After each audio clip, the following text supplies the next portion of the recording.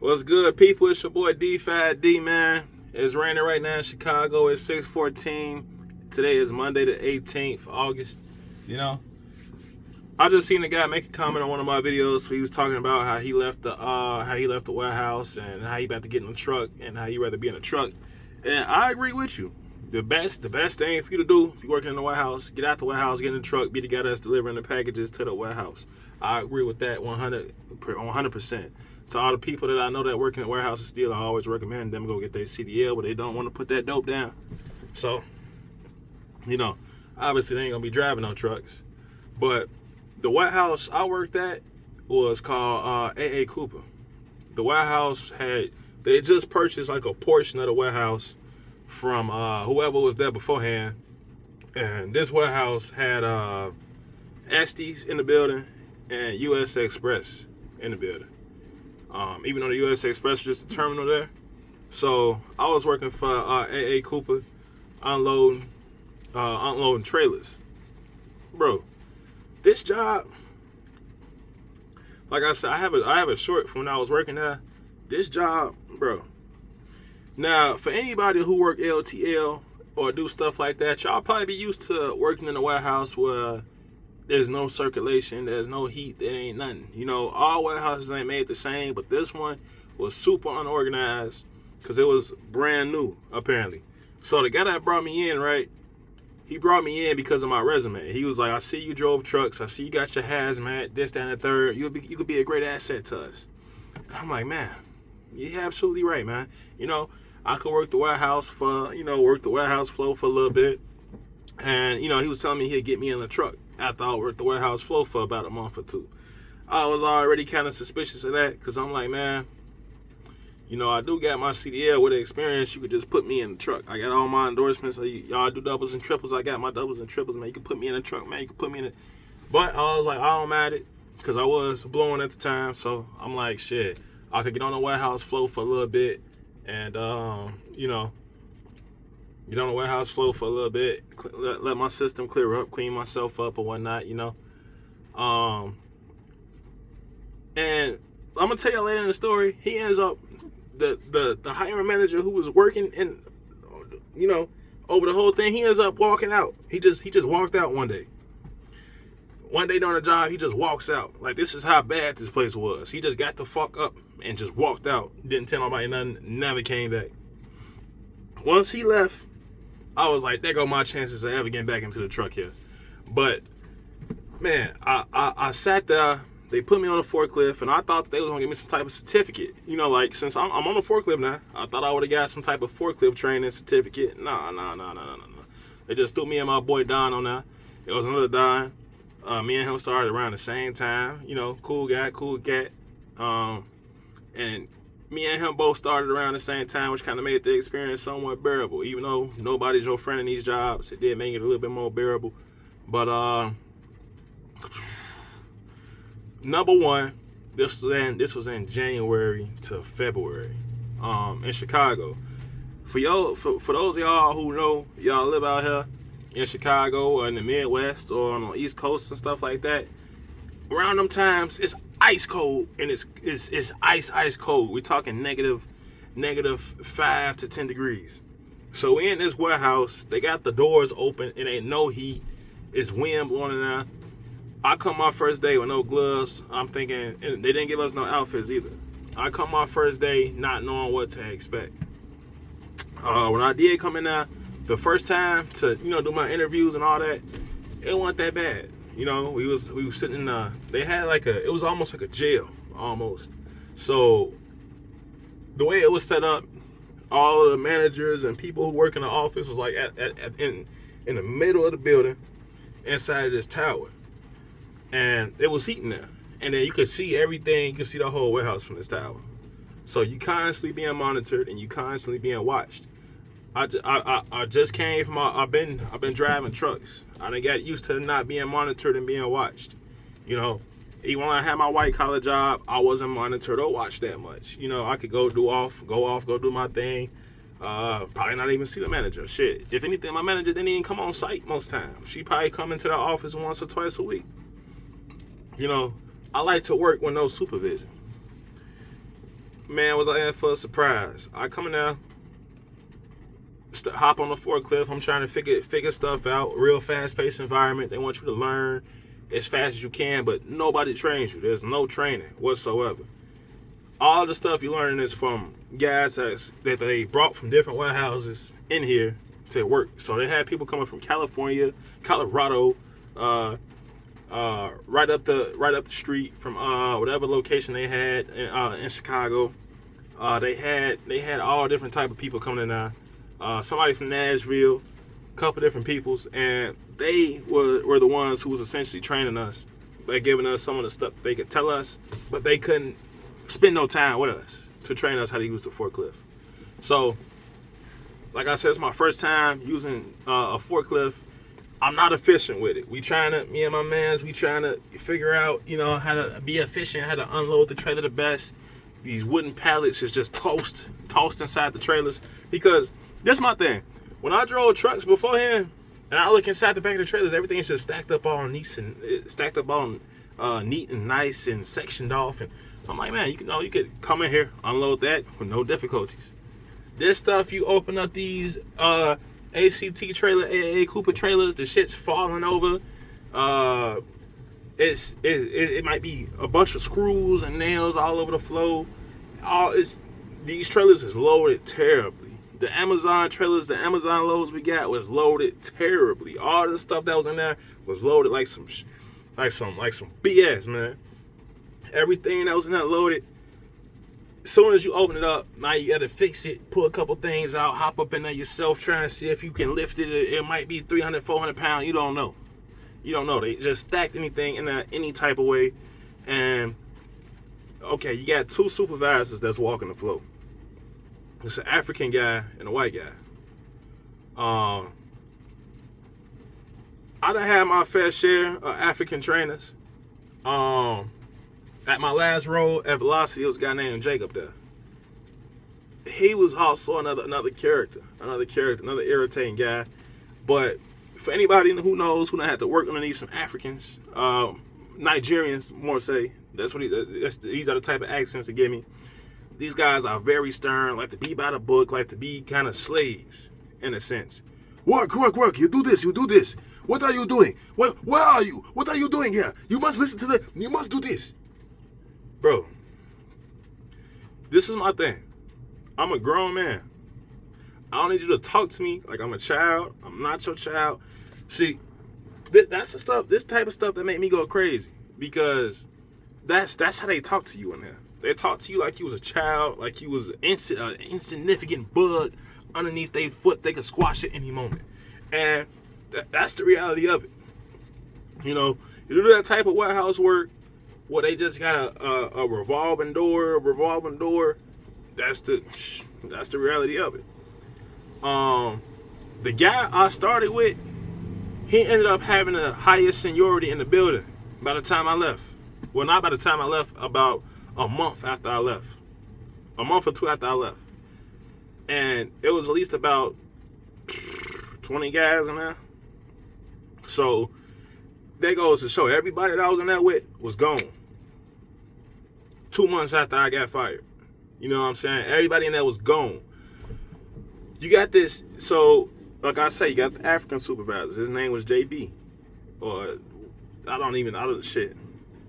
The white supervisor was named Connor. He used to walk around there as if he was like a slave catcher or a slave master or something. He walk around. It's, okay, I'm going to give y'all one scenario. It's extremely cold in there. I'm talking, it's cold to the point where you can see your breath. And it's like -5 degrees outside. I go in the room to go warm up real quick because it's so cold. I got to come in here, take out the heating pads that I've already been using and exchanging with some brand new ones to get myself right, And it's another guy in there. He trying to put something underneath his boot. So another old guy that's upstairs in the heat comes downstairs and tells him, man, what are you doing there, man? Did you ask your supervisor, could you come in here? He's like, man, I'm just trying to warm up and put something inside my boot. It's extremely cold. He says, it's not cold in here. Are you serious? The heaters are on. There's docks that have no heaters. The heaters are on in here. And at that point, I chime in, and I'm like, it's cold. What do you mean it's heaters on in here? They obviously don't work. If it's at the point where I could see my breath, the heaters ain't working. And ain't no goddamn heat in here, man. You only feel the heat because you just came out here. But it starts to get bone chilling when you've been at -5 degrees. No matter how many layers you got put on, no matter how many layers of socks you get on, your gloves, it starts to get bone chilling after you've been in that shit for 10, 12, 13 hours. You know what I'm saying? It starts to get bone chilling. You can feel it no matter what you do. So then this was every day. This was I come in there during the night shift, leave out, come back in, it's bone chilling cold. Like I said, I got to a point where I'm layered up in there. I'm layered up. I got this X amount of layers on. I'm still cold no matter what I do. And I go over to some guys that I know that's on a forklift. I'm like, hey man, I got these hot hands, you know, y'all want to pair this and the third. I swear to God, I'm over there for like 30 seconds. Here comes Connor. He walks up. Hey, Dante, what are you doing? Get back to work. I turn around, I'm like, do you not see this cold in here, bro? I'm trying to get them some hot hands to make sure they can stay warm and stay productive. I don't need you to tell me what to do. This type of, normally, I'm cool. I'm respectful towards authority. You get to the point where you start talking to me like I'm a child or I'm a retard or something, you about to get it. I don't care. My respect is a lot more important to me than the paper, than the money I'm making. I needed this money to get my car, and I stayed there to get this money to get my car, you know, and I did get that. I did get my car. I did get that. But like I say, you're not going to talk to me like I'm some fucking idiot. And what started to irritate me, because I'm like, bro, I can't believe this shit.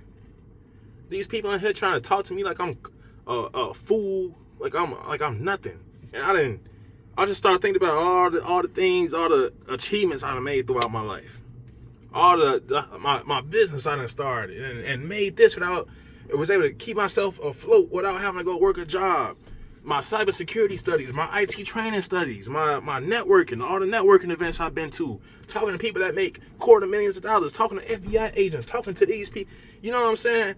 I'm like, I done so much great things in my life just for this fucking warehouse floor manager to think he could talk to me however the fuck you want to. Like, bro, you're not shit. I used to sit there and think to myself, like, you're not shit. You get off on trying to talk crazy to people in a warehouse. This what you do all goddamn day. This makes y'all feel better. Telling people, hey, what are you doing? You're talking too long. Hey, you can't go to the bathroom. You can't do this. The African guy.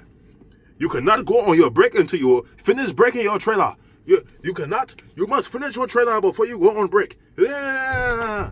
Where are you? Dante, where are you? You cannot go outside for your smoke break. Bro, people was dying for a break up in there, man.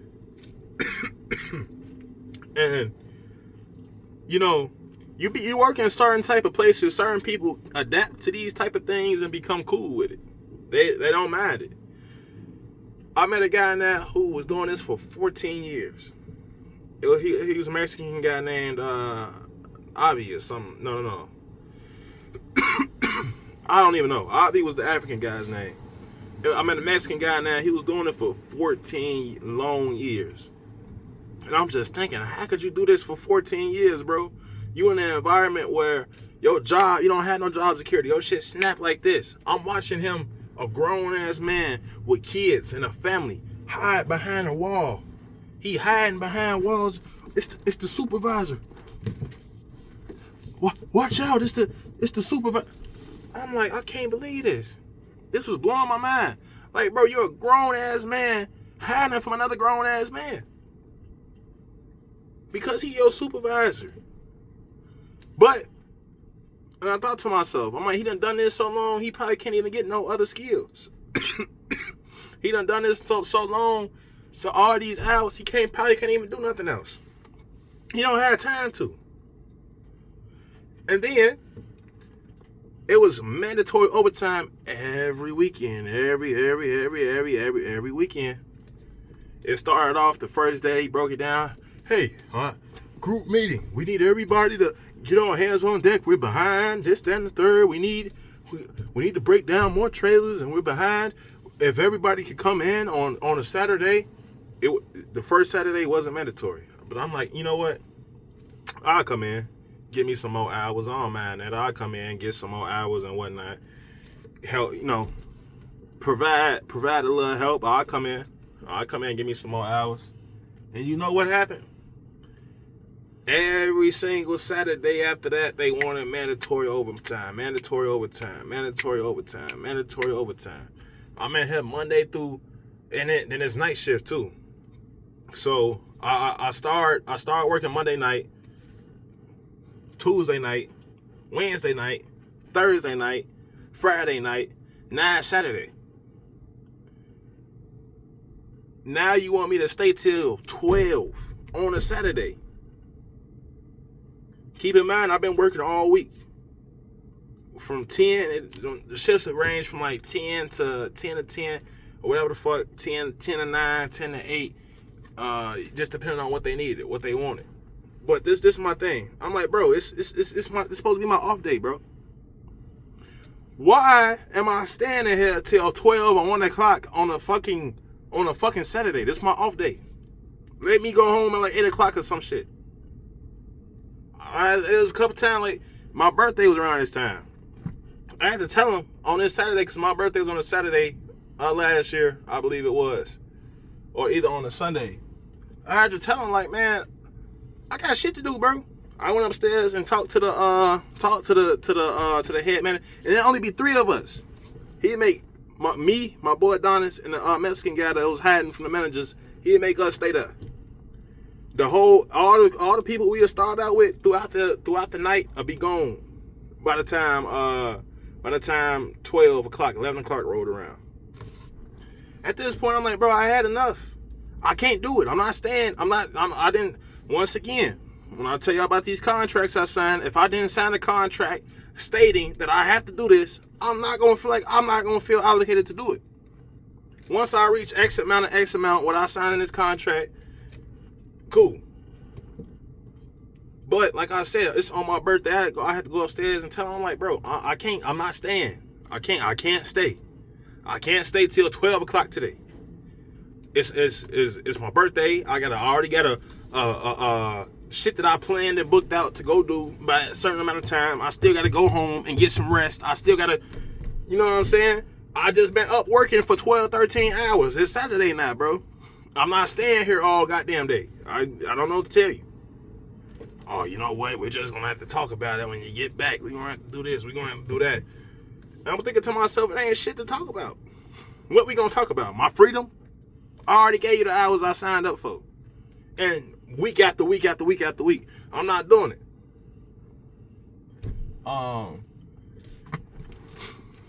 Then, like I say, the people that working now, you couldn't even smile.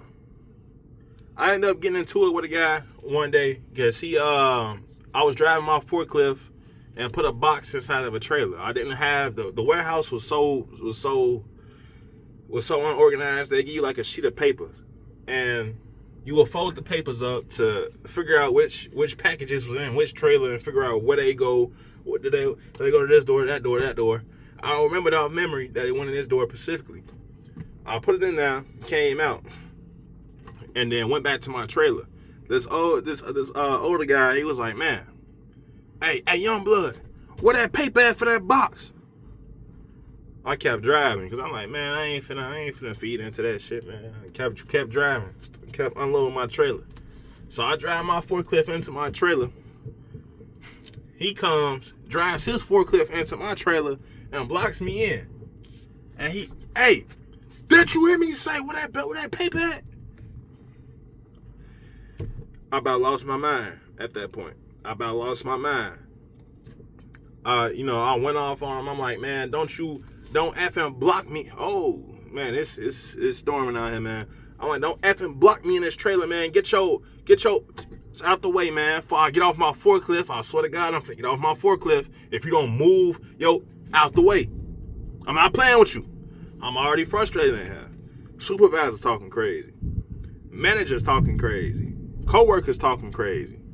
I'm at a point where I'm like, I would be on the phone.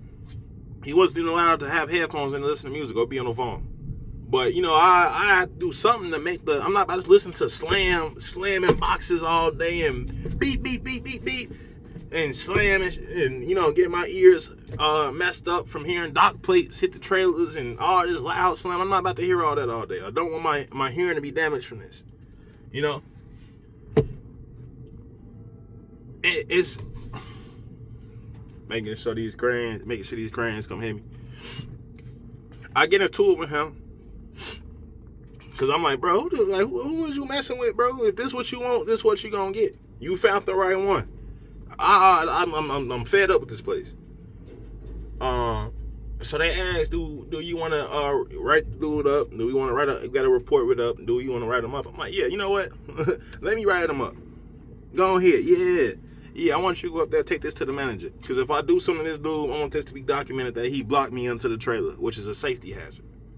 That he put his forklift inside the trailer while my forklift was already in there. Long story short, he ended up apologizing to me later on, and he was like, "Yeah, my bad, young blood.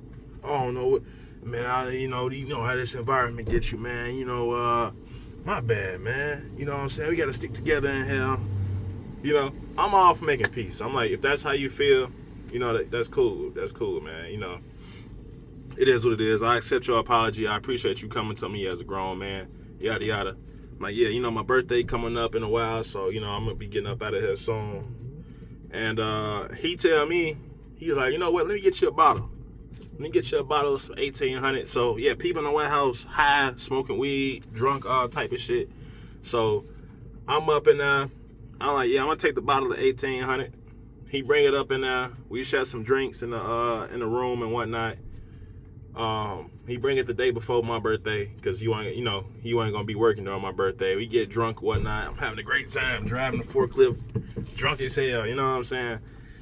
And I'm just jolly. I'm having a great time. And he tells me, "Hey man, don't smile too much in here. They gonna think something's up." I'm like, what? I can't even smile in here. You couldn't even smile in there. It's the type of environment this was. You had to have a straight face or a ski mask on your face or something. You couldn't even smile in there without one of these managers or somebody thinking some shit up. You couldn't go to the bathroom. You couldn't get no breaks. You got one 30-minute breaks. Only got one 30-minute break for a whole 12, 13-hour shift. Overtime after 55. And crazy thing is, I still made more money there than I do not driving this truck. You know, still made my money there. My checks, my hourly rate over there was $28.90. Still getting paid more than what I'm getting paid here. Or driving around on the fucking forklift. But yeah, man, there was people in there working 14 hours a day, complaining to me, talking about, man, you know, I thought I would have been able to, I'm a truck driver. I thought I would have been able to see my kids, but since I work these many hours, I don't get a chance to see them. I just get to see them lay down, and that's about it. And they see me leave out. I'm like, yeah, man, that's fucked up. That's fucked up, man. I don't even know. Let me see. I don't even know how long this video been running, man. I don't even know how long it's been running. I just been talking my shit, but this whole experience here was just demoralizing. It was I'm watching supervisors throw papers at people. Here, take the paper. What's this taking you so long to unload the trailer? I'm like, brother, you just do this to a grown man?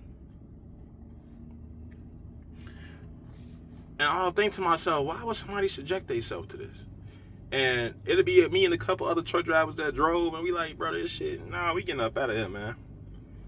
When I was in there, I look at people driving trucks, and I'm like, bro, I gotta get back in the truck while I'm just by myself in my own autonomy to do my own thing. I can't do this shit, man. Cause I'm gonna crash out on one of these supervisors. You know, I'll talk crazy to him right back. Like, bro, who is you talking to? This why don't nobody fuck with you in here, bro. Cause you know what I'm saying? Cause you got female tendencies. But I digress. to sum it up, my warehouse experience was not great, was not worth it, and I figured out why they paid so much, because of the type of conditions you was working in up in there.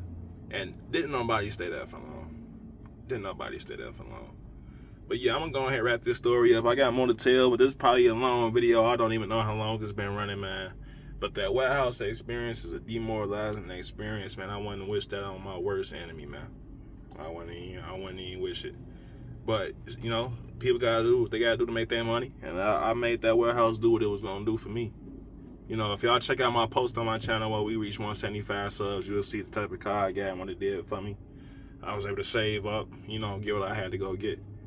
And, you know, yeah, it did what it was supposed to do. Because I didn't have no car at that time because my car had got towed for tickets and shit like that. That's a whole nother story. I might make a video. I'll make a video about that next. Let me add that to my notes about how I lost my car and my job. But I'm going to catch y'all in the next video. 100.